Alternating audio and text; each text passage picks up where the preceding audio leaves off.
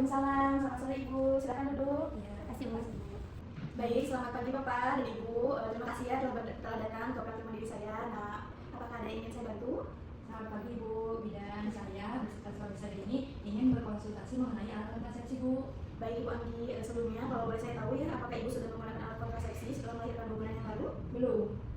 Baik Ibu, apa yang membuat Ibu tertarik dengan menggunakan alat kontrasepsi?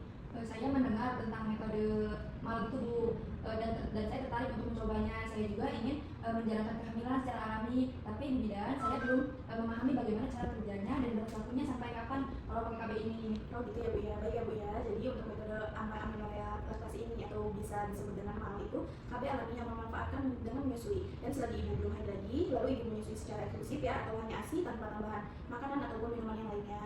Dan tubuh memproduksi hormon prolaktin atau salah satu dari hormon produksi ASI yang lebih banyak. Nah, hormon ini juga Ibu bisa mencegah peletasan sel telur, jadi Ibu bisa menunda kehamilan secara alami, seperti itu Ibu. Oh begitu Bu, kalau begitu berarti saya tidak akan hamil selama menyusui ya Bu?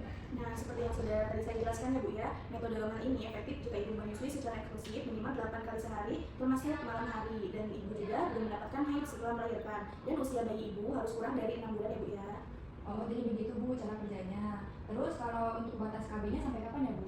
Iya Ibu, nah untuk metode MAL ini umumnya efektif selama 6 bulan pertama setelah melahirkan Bu, asalkan ketiga kriteria tersebut terpenuhi. Nah setelah 6 bulan atau jika salah satu kriteria tidak terpenuhi, efektivitas metode ini akan menurun dan disarankan Ibu untuk beralih ke metode kontrasepsi yang lain. Baik Bu Bidan, untuk KB ini apakah memiliki efek samping Bu?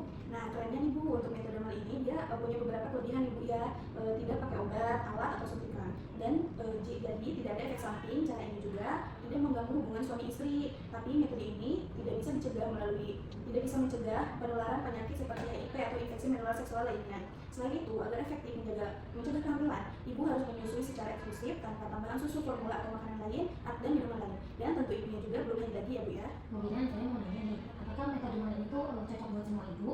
Nah, jadi Pak, untuk metode MAL ini tidak disarankan untuk ibu yang sudah mendapatkan haid setelah melahirkan, tidak menyusui secara eksklusif atau terpisah dari bayi lebih dari 6 jam sehari, dan memiliki kondisi medis tertentu seperti infeksi payudara atau positif HIV. Bu Bidan, bagaimana jika saya harus bekerja dan tidak dapat menyusui secara eksklusif? Nah, jadi Bu, jika Ibu bekerja dan terpisah dari bayi selama 6 jam, efektivitas MAL ini dapat menurun. Namun, Ibu dapat memerah ASI dan menyimpannya untuk diberikan saat tidak bersama bayi. Nah, disarankan untuk berkonsultasi lebih lanjut mengenai jadwal menyusui dan penyimpanan cara ASI-nya yang tepat ya Bu ya.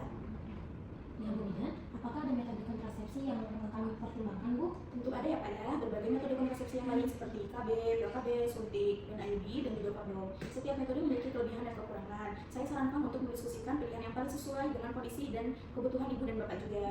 Wah banyak juga ya Bu. Bu Bidan, terima kasih. Saya rasa KB ini pilihan yang bagus untuk kami karena istri saya juga bisa memenuhi syaratnya. Dan yang paling penting bisa memberikan kenyamanan untuk istri saya. Terima kasih ya Bu atas penjelasannya. Saya dan suami sudah sepakat untuk memilih menggunakan alat kontrasepsi MAL dulu ya Bu. Nanti setelah 6 bulan kami siap konsultasi lagi untuk KB lainnya. Bagus sekali Pak Rio dan Bu Anggi, yang penting komunikasi dan kerjasama antara keluarga terus dijaga ya. Saya siap membantu kapan saja kalau ini konsultasi lagi. Terima kasih Bu Bidan atas penjelasannya yang sangat jelas. Ya, sama-sama Ibu dan Bapak. Semoga Ibu, bayi dan keluarga sehat selalu ya. Amin Bu. Terima kasih ya Ibu. Kami izin pamit pulang dulu ya Bu.